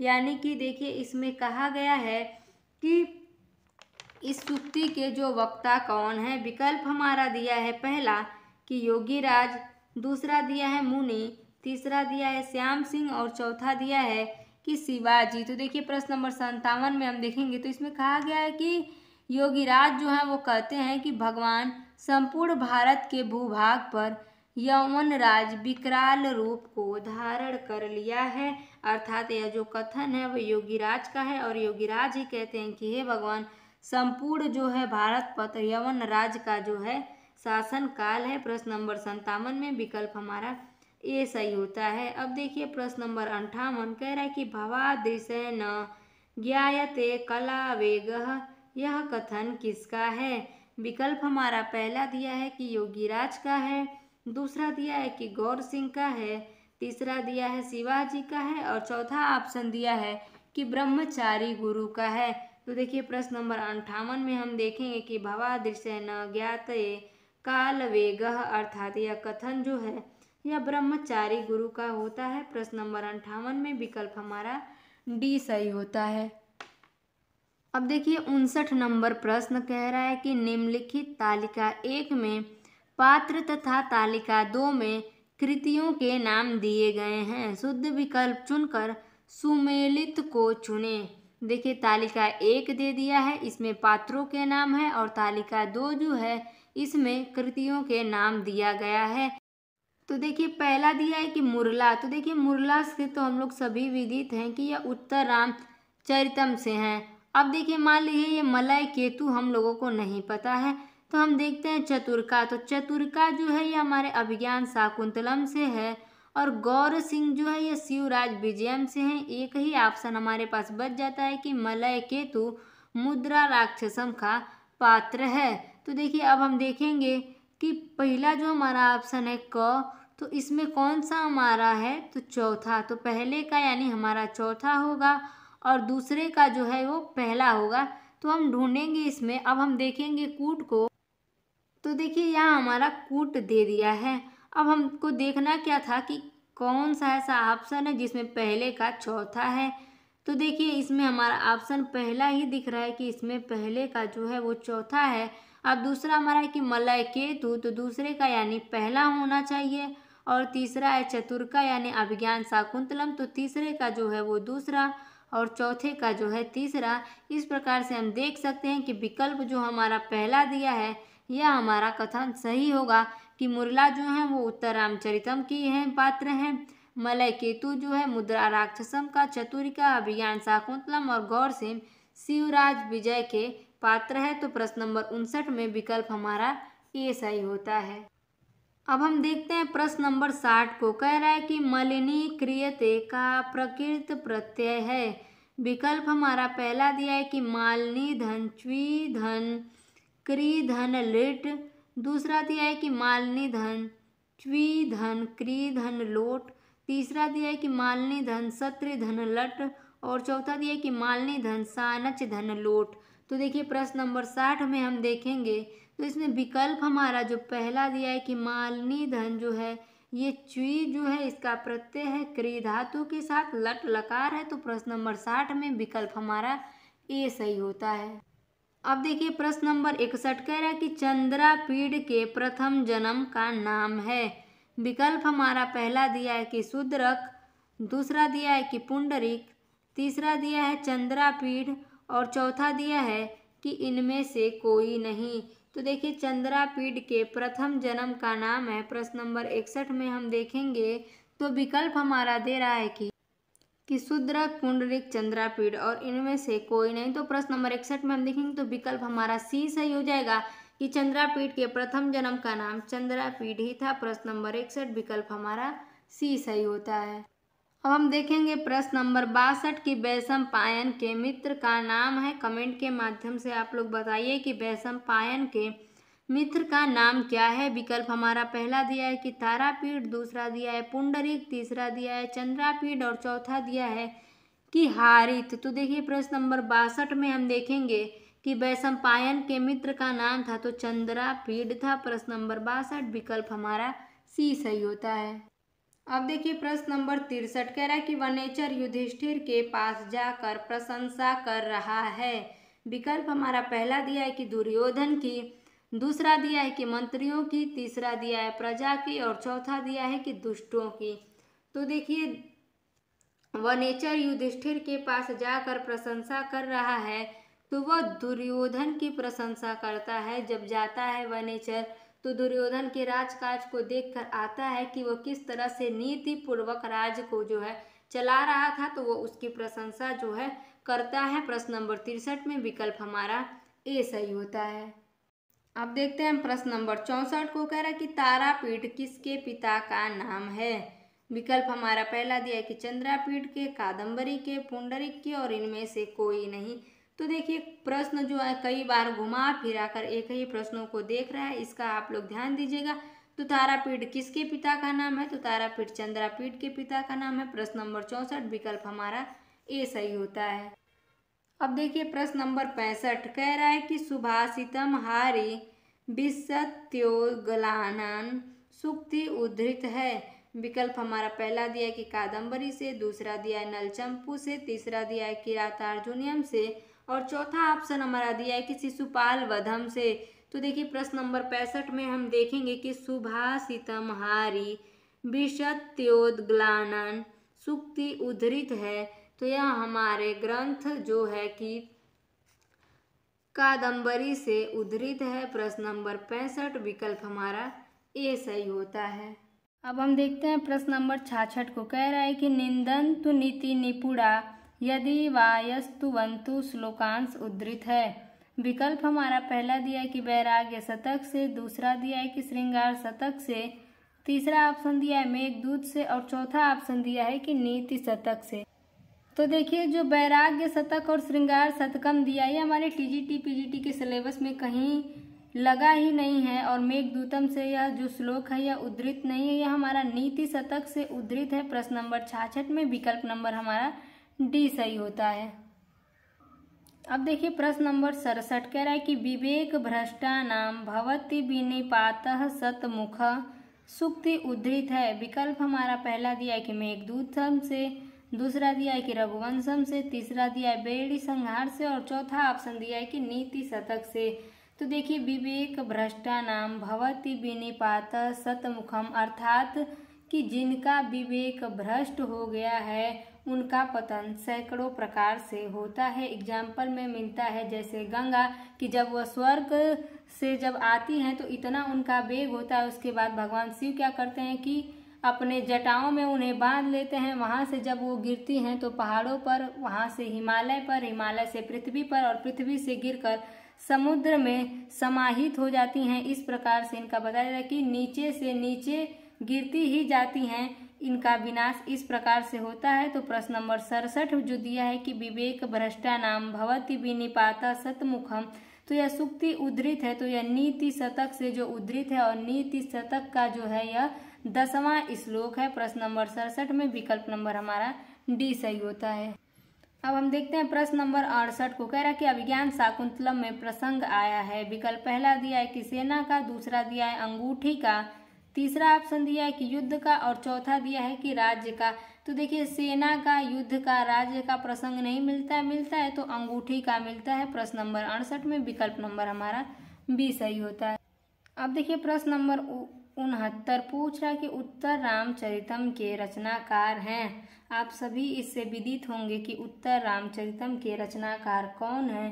तो प्रश्न नंबर 69 में हम देखेंगे तो विकल्प हमारा पहला दिया है कि भारवी, दूसरा दिया है तुलसीदास, तीसरा दिया है श्रीहर्ष और चौथा दिया है कि भवभूति। तो देखिए भारवी का जो ग्रंथ है किरातार्जुनीयम है, श्रीहर्ष का नैषधीयचरितम है, उत्तर रामचरितम जो है यह भवभूति जी की रचना है। प्रश्न नंबर 69 विकल्प नंबर हमारा डी सही होता है। अब देखिए प्रश्न नंबर 70 कह रहा है कि सूक्तियों का प्रयोग किया जाता है। विकल्प हमारा पहला दिया है कि अर्थ गौरव के लिए, दूसरा दिया है कि चारुता के लिए, तीसरा दिया है भाव गम्याभिहर्य के लिए और चौथा ऑप्शन दिया है कि अस्पष्ट कथन के लिए। तो देखिए प्रश्न नंबर 70 में हम देखेंगे कि सूक्तियों का प्रयोग किया जाता है तो अस्पष्ट कथन के लिए किया जाता है। प्रश्न नंबर 70 विकल्प नंबर हमारा डी सही होता है। अब हम देखते हैं प्रश्न नंबर 71 को कह रहा है कि निम्नांकित रिक्त स्थान की पूर्ति के लिए कौन सा विकल्प उपयुक्त है। देखिए दिया है कि कुसुम सर सर प्रहार, यहाँ दे दिया डॉट डॉट डॉट, यहाँ हमें रिक्त स्थान की पूर्ति करनी है। विकल्प देखिए पहला दिया है कि जर्जरिते ही, दूसरा दिया है कि हृदय जलमीयु, तीसरा दिया है कि जर्जरिते ही हृदय जलमीयु गलत्युपादिष्टम और चौथा ऑप्शन दिया है कि जर्जरिते ही गलत्युपादिष्टम। तो देखिए प्रश्न नंबर 71 में हम देखेंगे तो ऑप्शन हमारा जो सी दिया है कि जर्जरहिते ही हृदयम जलमेयु गलत्युपादिष्टम, तो ऑप्शन हमारा जो है वो सी सही हो जाएगा। प्रश्न नंबर 71 ऑप्शन नंबर सी सही होता है। अब हम देखते हैं प्रश्न नंबर 72 को कह रहा है कि बुद्ध चरित का रचयिता है। विकल्प हमारा जो पहला दिया है कि बुद्ध घोष, दूसरा दिया है अश्वघोष, तीसरा दिया है बुद्धदत्त और चौथा दिया है कालिदास। तो देखिए बुद्ध चरितम के जो रचनाकार हैं तो इसके रचनाकार जो हैं वो कवि अश्वघोष जी हैं और यह भारत की सबसे प्राचीन रचनाओं में से एक माना जाता है। इसका रचना काल जो है वह दूसरी शताब्दी के लगभग बताया जाता है। इसमें गौतम बुद्ध के जीवन चरित्र का वर्णन मिलता है। इसका आरंभ गौतम बुद्ध के गर्भाधान से तथा इनकी परिणित बुद्धत्व प्राप्ति से होता है। यह महाकाव्य भगवान बुद्ध के संघर्षमय जीवन, सफल जीवन तथा ज्वलंत उज्ज्वल तथा मूर्त को चित्रपट करता है। तो प्रश्न नंबर 72 में हम देखेंगे कि बुद्ध चरित्र के रचयिता हैं तो अश्वघोष हैं। प्रश्न नंबर 72 विकल्प नंबर हमारा बी सही होता है। अब हम देखेंगे प्रश्न नंबर 73 को कह रहा है कि मंदार मंजरी के लेखक हैं। विकल्प देखिए कह रहा है कि विश्वेश्वर पांडे, दूसरा विकल्प कह रहा है कि आचार्य विश्वेश्वर, तीसरा कह रहा है कि आचार्य विश्वनाथ और चौथा ऑप्शन कह रहा है कि धनपाल। तो देखिए प्रश्न नंबर 73 में हम देखेंगे तो विकल्प नंबर जो हमारा यह पहला सही हो जाएगा कि विश्वेश्वर पांडे जो हैं यह मंदार मंजरी के लेखक हैं। तो प्रश्न नंबर 73 विकल्प नंबर हमारा ए सही होता है। अब देखिए पूछ रहा है प्रश्न नंबर 74 में कि शतक त्रय के लेखक कौन है। तो कमेंट के माध्यम से आप लोग बताइए कि शतक त्रय के लेखक कौन हैं। देखिए तब तक विकल्प हम देखते हैं। कह रहा है कि अमरूक, दूसरा विकल्प कह रहा है कि भर्तृहरि, तीसरा कह रहा है माघ और चौथा कह रहा है कि कालिदास। तो देखिए शतक त्रय के जो लेखक हैं वो भर्तृहरि जी हैं। 3 रचनाएं इनकी हैं, नीति शतक, श्रृंगार शतक और वैराग्य शतक और इसके अंतर्गत एक इनका व्याकरण ग्रंथ है वाक्य पदियम और जिसमें से नीति शतक जो है हमारे टीजीटी के पीजीटी में लगा हुआ है। तो प्रश्न नंबर 74 में हम देखेंगे तो विकल्प नंबर हमारा बी सही होता है कि शतक त्रय के लेखक हैं तो भर्तृहरि जी हैं। अब हम देखते हैं प्रश्न नंबर 75 को कह रहा है कि गीत काव्य की श्रेणी में कौन नहीं है। विकल्प हमारा पहला दे दिया है कि ऋतु संहार, दूसरा दे दिया है कि गीत गोविंद, तीसरा दे दिया है रघुवंश और चौथा दे दिया है कि भामिनी विलास। तो देखिए गीत काव्य की श्रेणी में कौन नहीं है प्रश्न हमारा पूछ रहा है। तो गीत काव्य की श्रेणी में जो है यह रघुवंश नहीं आता है। बाकी ऋतु संहार, गीत गोविंद, भामिनी विलास यह सभी गीत काव्य की श्रेणी में आते हैं। तो प्रश्न नंबर 75 में हम देखेंगे तो विकल्प जो है हमारा सी सही हो जाएगा। अब हम देखते हैं प्रश्न नंबर 76 को कह रहा है कि सालमली वृक्ष का वर्णन किस गद्य काव्य में है। विकल्प पहला दिया है कि हर्षचरित में है, दूसरा दिया है कि 10 कुमार चरितम में है, तीसरा दिया है कि कादम्बरी में है और चौथा ऑप्शन दिया है कि वासव दत्ता में है। तो देखिए प्रश्न नंबर 76 में हम देखेंगे कि शाल्मली वृक्ष का वर्णन है। तो शाल्मली वृक्ष का वर्णन जो है वो कादम्बरी में मिलता है, हर्षकुमारचरितम और हर्षचरितम, दशकुमारचरितम, वासवदत्ता में नहीं मिलता है। प्रश्न नंबर 76 में विकल्प जो हमारा सी है, तो सी सही हो जाएगा कि शाल्मली वृक्ष का वर्णन कादम्बरी में मिलता है। अब हम देखते हैं प्रश्न नंबर 77 को। कह रहा है कि विश्वनाथ ने इनके काव्य लक्षण का खंडन किया है। विकल्प हमारा पहला दिया है कि भामा के, दूसरा दिया है कुंतक के, तीसरा दिया है वामन के और चौथा दिया है कि मम्मट के। तो देखिए प्रश्न नंबर 77 में हम देखेंगे कि विश्वनाथ ने इनके काव्य लक्षण का खंडन किया है।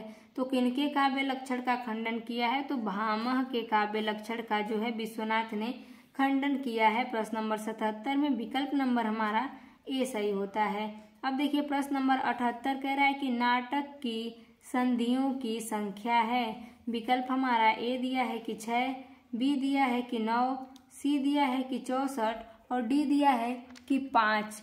तो देखिए नाटक के संधियों की संख्या जो होती है वह 5 होती है। विकल्प जो हमारा डी दिया है कि 5, तो नाटक के संधियों की संख्या 5 होती है, जिनमें बीज होता है, बिंदु होता है, पताका होता है, प्रकरण होता है और कार्य होता है। तो प्रश्न नंबर 78 में हम देखेंगे तो ऑप्शन नंबर हमारा डी सही हो जाएगा। अब देखिए प्रश्न नंबर 79 कह रहा है कि नांदी प्रयुक्त होता है। विकल्प हमारा पहला दिया है कि काव्य में प्रयुक्त होता है, दूसरा दिया है चंपू काव्य में, तीसरा दिया है गद्य काव्य में और चौथा दिया है कि नाटक में। तो देखिए नांदी जो प्रयुक्त होता है वह नाटक के आरंभ में प्रयुक्त होता है और उसके आरंभ में ही सूत्रधार द्वारा मंच पर प्रवेश करने के बाद जो है वो बोला जाता है। तो प्रश्न नंबर 79 में हम देखेंगे तो विकल्प हमारा डी सही हो जाएगा कि नांदी प्रयुक्त होता है तो नाटक में। प्रश्न नंबर 79 विकल्प नंबर डी सही होता है। अब हम देखते हैं प्रश्न नंबर 80 को। कह रहा है कि किस गढ़ में तीनों वर्ण लघु होते हैं। विकल्प हमारा पहला है कि न गढ़, दूसरा है कि म गढ़, तीसरा है र गढ़ और चौथा है कि स गढ़। तो देखिए प्रश्न नंबर 80 में हम देखेंगे कि किस गढ़ में तीनों वर्ण लघु होते हैं। तो न गढ़ में जो है तीनों वर्ण लघु होते हैं। प्रश्न नंबर 80 विकल्प नंबर हमारा ए सही होता है। अब देखिए प्रश्न नंबर 81 कह रहा है कि कश्चित कांता विरह गुरुणाम स्वाधिकारात् प्रमत्ता में कौन सा छंद है। तो देखिए यहाँ हमारे मेघदूतम का जो है मंगलाचरण है और पहला श्लोक भी है कि कश्चित कांता विरह गुरुणाम स्वाधिकारात् प्रमत्ता। तो देखिए इसमें जो है वो मंदाक्रांता छंद है और जो हमारा मेघदूत जो ग्रंथ है ये संपूर्ण मेघदूत जो है कि मंदाक्रांता छंद में ही निबद्ध है। मेघदूत 2 भागों में है, पूर्व मेघ और उत्तर मेघ, और दोनों ही जो इसके खंड हैं पूरा ही जितना श्लोक है इसमें संपूर्ण जो है मंदाक्रांता छंद है। एक ही छंद है मंदाक्रांता, उसी में पूरा मेघदूत हमारा निबद्ध है। तो प्रश्न नंबर 81 में हम देखेंगे तो विकल्प नंबर हमारा ए सही हो जाएगा कि मंदाक्रांता है, ना ही शिखरड़ी है, ना स्त्रगध्रा है और ना ही उपजाति है। अब देखिए प्रश्न नंबर 82 कह रहा है कि श्लेष के भेद होते हैं। विकल्प हमारा पहला दिया है कि 2 भेद होते हैं, दूसरा दिया है कि 3 भेद होते हैं, तीसरा दिया है 5 भेद होते हैं और चौथा ऑप्शन दिया है कि 4 भेद होते हैं। तो देखिए प्रश्न नंबर 82 में हम देखेंगे कि श्लेष के भेद होते हैं तो 2 भेद होते हैं। प्रश्न नंबर 82 में विकल्प नंबर हमारा ए सही हो जाएगा। अब देखिए प्रश्न नंबर 83 कह रहा है कि अभिज्ञान शाकुंतलम कितने अंकों का नाटक है। विकल्प हमारा पहला दिया है कि 5, दूसरा दिया है 7, तीसरा दिया है 8 और चौथा दिया है कि 10। तो देखिए अभिज्ञान शाकुंतलम जो है वह 7 अंकों का नाटक है और कौन कौन से उसके प्रथम अंक में क्या है, द्वितीय अंक में क्या है, ये आप हमें कमेंट के माध्यम से बताएंगे कि प्रथम अंक में क्या है और द्वितीय अंक में क्या है। चूँकि यह प्रश्न जो है कई बार जो बताए जा चुके हैं इसलिए हम आपसे पूछ रहे हैं कि आप बताएंगे कि इसके प्रथम अंक और द्वितीय अंक में क्या क्या है। इस प्रकार से 7 अंकों में आप बताएंगे। प्रश्न नंबर 83 में हम देखेंगे तो विकल्प हमारा बी सही हो जाएगा कि अभिज्ञान शाकुंतलम कितने अंकों का नाटक है, तो 7 अंकों का नाटक है। अब देखिए प्रश्न नंबर 84 कह रहा है कि आषाढ़स्य प्रथम दिवसे किस ग्रंथ से उद्धृत है। सभी लोग विदित होंगे कि आषाढ़स्य प्रथम दिवसे मेघमालिष्टसानुम। तो देखिए यह जो हमारा है, पहला ऑप्शन दिया है कि मेघदूत, दूसरा दिया है ऋतु संहार, तीसरा दिया है रामायण और चौथा दिया है कि महाभारत। तो देखिए महाभारत, रामायण और ऋतु संहार से नहीं है, ये हमारे मेघदूत से उद्धृत है कि आषाढ़ के प्रथम दिन जब यक्ष मेघ को देखता है, तो देखिए यहीं से कहानी शुरू होती है। प्रश्न नंबर 84 में हम देखेंगे तो विकल्प हमारा जो है वो ए सही हो जाएगा कि आषाढ़ से प्रथम दिवस किस ग्रंथ से उद्धृत है, तो मेघदूतम से उद्धृत है। प्रश्न नंबर 84 विकल्प नंबर ए सही होता है। अब देखिए प्रश्न नंबर 85 कह रहा है कि शकुंतला दुष्यंत का विवाह था। विकल्प हमारा पहला दिया है कि प्राजापत्य, दूसरा दिया है असुर, तीसरा दिया है गांधर्व और चौथा दिया है देव।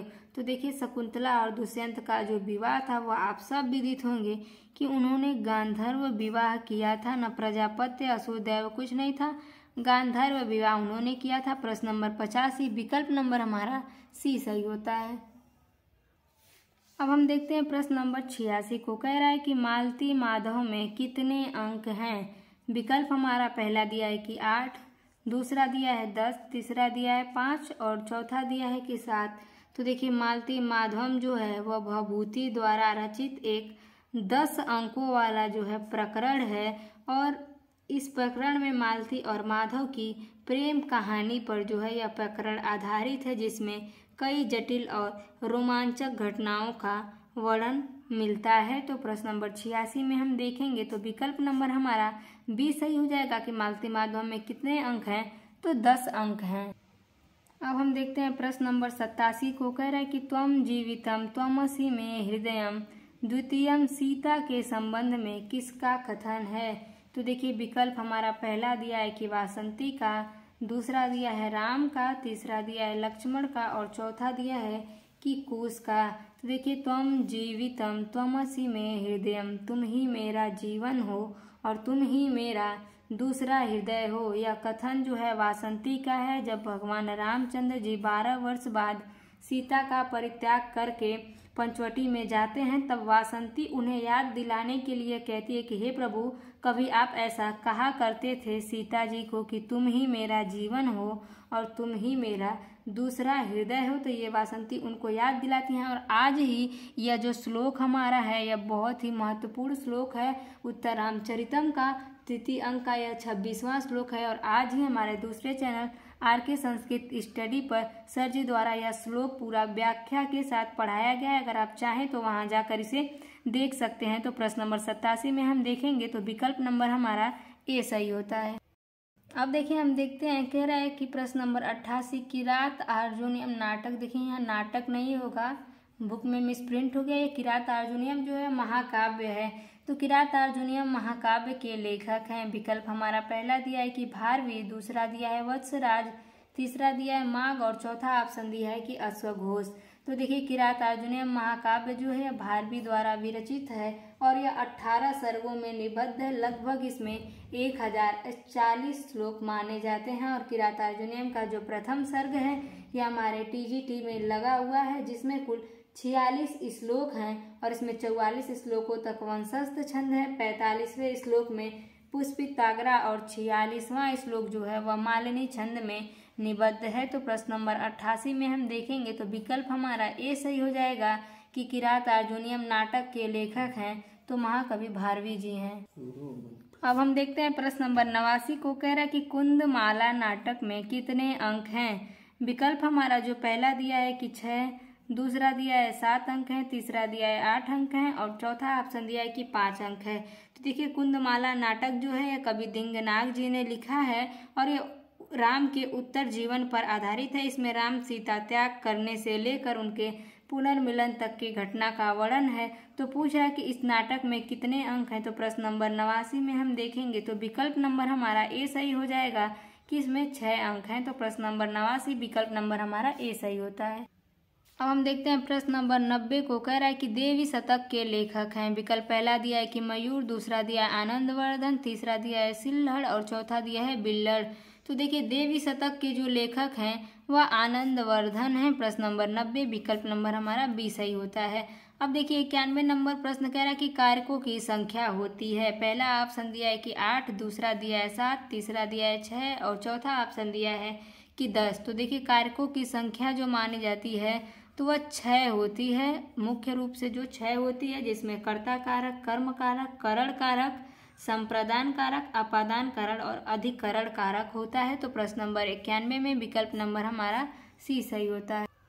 अब देखते हैं प्रश्न नंबर 92 को। कह रहा है कि क्रिया के साक्षात संबंध को कहते हैं। विकल्प हमारा पहला दिया है कि कारक, दूसरा दिया है पद, तीसरा दिया है विभक्ति और चौथा दिया है कि चिन्ह। तो देखिए क्रिया के साक्षात संबंध को कहते हैं। तो प्रश्न नंबर 92 नंबर प्रश्न में हम देखेंगे तो विकल्प जो है हमारा ए सही हो जाएगा कि क्रिया के साक्षात संबंध को कारक कहते हैं। प्रश्न नंबर 92 विकल्प नंबर हमारा ए सही होता है। अब देखिए प्रश्न नंबर 93 कह रहा है कि क्रिया के आधार को कारक कहा जाता है। विकल्प पहला दिया है कि संप्रदान, दूसरा दिया है अधिकरण, तीसरा दिया है अपादान और चौथा ऑप्शन दिया है कि कर्म। तो देखिए क्रिया के आधार को कारक कहा जाता है तो अधिकरण को कहा जाता है। प्रश्न नंबर 93 में विकल्प नंबर हमारा बी सही होता है। अब देखिए प्रश्न नंबर 94 कह रहा है कि अंग विकार में विभक्ति होती है। विकल्प पहला दिया है कि चतुर्थी, दूसरा दिया है तृतीया, तीसरा दिया है पंचमी और चौथा ऑप्शन दिया है कि सप्तमी। तो प्रश्न नंबर 94 में हम देखेंगे तो ऑप्शन हमारा तीसरा जो दूसरा दिया है कि तृतीया, तो अंग विकार में तृतीया विभक्ति सूत्र एनांग विकारों से तृतीया विभक्ति होती है। प्रश्न नंबर 94 विकल्प नंबर हमारा बी सही होता है। अब हम देखते हैं प्रश्न नंबर 95 कह रहा है कि हनुमते नमः, हनुमते किस विभक्ति का रूप होता है। विकल्प हमारा पहला दिया है कि सप्तमी, दूसरा दिया है पंचमी, तीसरा दिया है चतुर्थी और चौथा ऑप्शन दिया है कि द्वितीया। तो देखिए नमः, स्वास्ति, स्वाहा, अलम, बसठ के योग में जो होता है वह चतुर्थी विभक्ति का प्रयोग होता है। तो प्रश्न नंबर 95 में हम देखेंगे तो विकल्प हमारा जो है वो सी सही हो जाएगा कि चतुर्थी विभक्ति का प्रयोग होता है। अब देखिए प्रश्न नंबर 96 कह रहा है कि लट लकार किस काल का बोधक है। विकल्प हमारा पहला दिया है कि भूतकाल का, दूसरा दिया है वर्तमान काल का, तीसरा दिया है भविष्य काल का और चौथा दिया है इनमें से कोई नहीं। तो चौथा ऑप्शन हमारा कट जाएगा। देखिए लट लकार जो है वो वर्तमान काल का बोधक होता है और जो ये भूतकाल होता है इसमें लोट लकार होता है, भविष्यत काल में लिट लकार होता है। तो प्रश्न नंबर 96 में विकल्प हमारा बी सही हो जाएगा कि लट लकार किस काल का बोधक होता है, तो वर्तमान काल का बोधक होता है। अब देखिए प्रश्न नंबर 97 कह रहा है कि वसठ के योग में विभक्ति होती है। तो प्रश्न नंबर 97 में हम देखेंगे विकल्प हमारा कह रहा है कि द्वितीया विभक्ति होती है, दूसरा कह रहा है कि पंचमी, तीसरा ऑप्शन कह रहा है कि तृतीया और चौथा कह रहा है कि चतुर्थी। तो इसके पहले ही हम बताएं कि नमः, स्वास्ति, स्वाहा, अलम, वसठ के योग में चतुर्थी विभक्ति का प्रयोग होता है। प्रश्न नंबर 97 विकल्प नंबर हमारा डी सही होता है। अब हम देखते हैं प्रश्न नंबर 98 को। कह रहा है कि अवोचत में लकार है। विकल्प हमारा पहला दिया है कि लंग लकार है, दूसरा दिया है कि लिट लकार है, तीसरा दिया है लुंग लकार है और चौथा ऑप्शन दिया है कि लिंग लकार है। देखिए अवोचत में जो लकार है तो वो लुंग लकार का प्रयोग किया गया है। प्रश्न नंबर 98 विकल्प नंबर हमारा सी सही होता है। अब देखिए प्रश्न नंबर 99 कह रहा है कि पंचाननः में समास है। विकल्प हमारा पहला दिया है कि तत्पुरुष समास, दूसरा दिया है बहुब्रीहि समास, तीसरा दिया है द्विगु समास और चौथा ऑप्शन दिया है कि कर्मधारय समास। देखिए पंचानन में समास है तो पंचानन में हमारा बहुब्रीहि समास हो जाएगा, न तत्पुरुष होगा, न द्विगु, न कर्मधारय। प्रश्न नंबर 99 विकल्प नंबर हमारा बी सही होता है। अब हम देखेंगे प्रश्न नंबर 100 और मित्रों आज की हमारी श्रृंखला का अंतिम प्रश्न होगा। तो देखिए कह रहा है कि शूद्रक के रेशमी वस्त्रों पर किसके जोड़े चित्रित थे। विकल्प हमारा पहला दिया है कि मानव जाति के जोड़े, दूसरा दिया है कि तोते के, तीसरा दिया है अस्त्रों के और चौथा दिया है कि हंस के जोड़े। तो देखिए शूद्रक के रेशमी वस्त्रों पर हंस के जोड़े चित्रित किए गए थे। प्रश्न नंबर 100 में विकल्प नंबर हमारा डी सही होता है। तो यदि आप इस चैनल पर नए हैं तो चैनल को सब्सक्राइब कीजिएगा। वीडियो अच्छी लगे तो वीडियो को लाइक भी कीजिएगा और कमेंट के माध्यम से हमें इसके नेक्स्ट पार्ट के लिए बताइएगा कि वीडियो आपको कैसी लगी। और यदि अगला पार्ट चाहिए तो आप इसके लिए भी कमेंट कीजिएगा। इसमें साहित्य और व्याकरण दोनों से जुड़े जो हैं प्रश्न इसमें सम्मिलित किए गए हैं। मिलते हैं अब अगले क्लास में, तब तक के लिए नमः संस्कृताय।